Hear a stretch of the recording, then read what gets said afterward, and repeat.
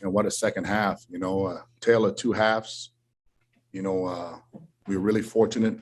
I thought the ball moved better in the second half. Credit Georgetown, they had a lot of energy in that first half. They disrupted us. They turned us over. But I was encouraged, even though we didn't play as well. We were still in a one-possession game. And then we were able to make a lot of shots. The ball moved. We were able to get to the free throw line early. I thought Nate really established, the second half with a post presence and his physicality. And then, we were able to run good offense. And then Jared put on a cape and was as good of a performance as I've seen since I've been the head coach here. Really, I mean, to make threes like that, transition. And sometimes the ball feels good in your hand. The rim looks like an ocean, and it was one of those days he had. So it's a credit to the team to find him. And I'm just really proud of our resilience once again. And I've used that word a lot this year because sometimes in the past, we fold. We would have folded in those situations. We didn't play well. We didn't let our frustration carry over to the second half. But I thought we got great contribution from Ed Croswell.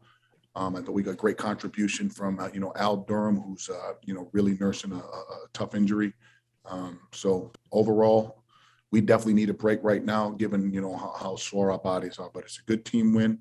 Really, really happy to have our 10th Big East win. Really proud of the 10th Big East win, and we'll look forward to getting some rest and try to prepare for a great game against DePaul, who's coming off a phenomenal win at Xavier. So good for the Friars. We're looking forward to getting home. Hey, Ed, I'll start. I'm curious if you've seen Jared shoot like that in practice, and can you speak to his improvement as a shooter? We know how he struggled last year. It takes time. It takes time. Last year was a tough year for everybody, and he had a nagging injury, coming out of that early, and then it just went on through the year, tied into the year. But I think it's a credit to the staff. A lot of the times when you're the head coach, you get a lot of credit, if not all the credit. I think our staff has done a good job with the players, getting them in the gym. The older guys live in the gym. The culture of the organization is to get up extra shots and work on their game. So I credit our staff and credit the players just getting time into the gym and, giving them the confidence to do what they got to do. And is he one of those heat check kind of guys in practice? Do you see that at all? We do. Yeah. Okay. It's surprising to us. It's surprising to us when he's not making shots because we see it in the game. And if you do it in practice, we're definitely going to let you do it in the game.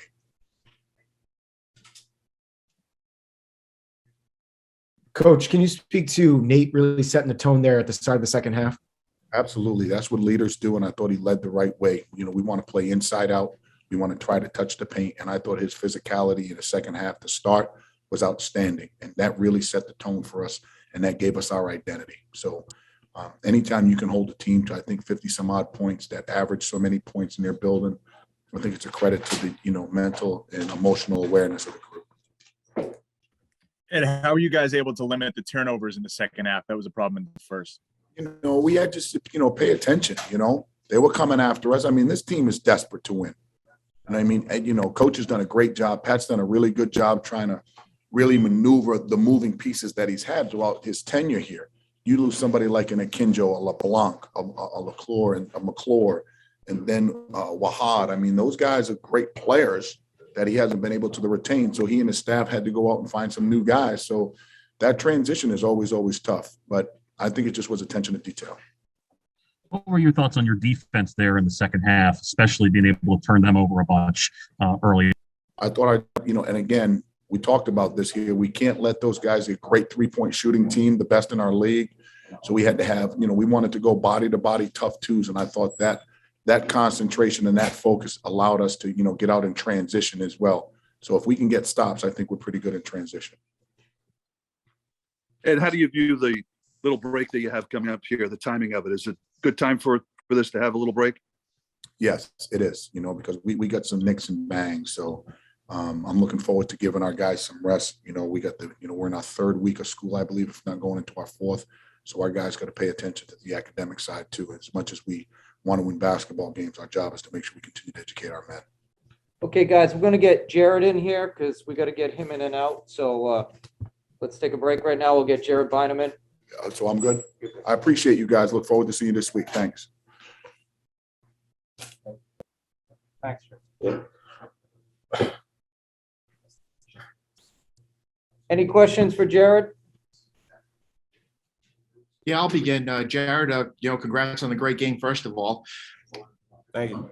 Just, wanted to ask you a bit, kind of a big picture kind of question. Player development. How much do you think, the offseason this past year really helped you to grow as a player, and also to the staff really kind of bringing out skills that maybe sometimes didn't translate last year just simply because of the pandemic?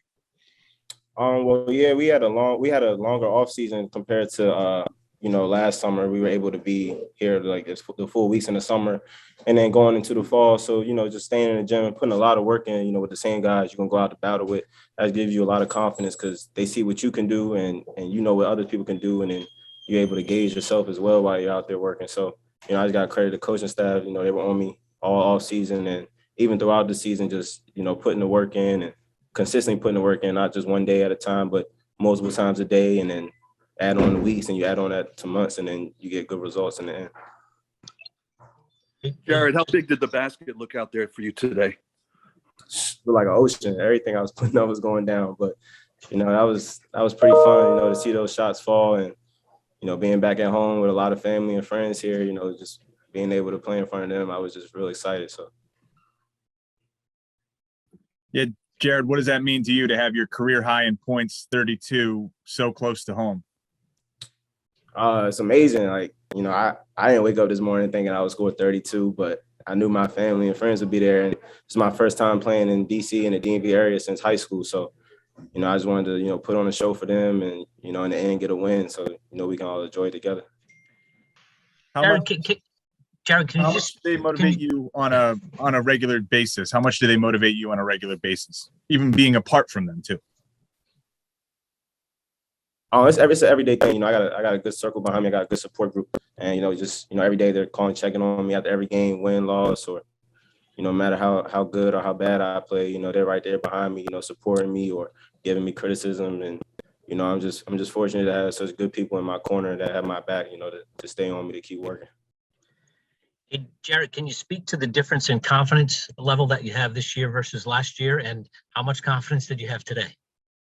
Yeah. My confidence definitely is on a different level. I got to credit that to my coaches. They know how good I could be, and they know how much work I put in. So they're always on me about, being great and continue to work. And even when you get good results, you got to work even harder to stay consistent and staying in the gym. And, today I just had a lot of confidence because I knew a lot of people that were going to be at the game. So, and they were all telling me like, just go out, have a good game. Don't force anything. Just let the game come to you. And, I was able to do that. And where exactly does your mom live down here? My mom lives in Largo, Maryland. Okay, thank you.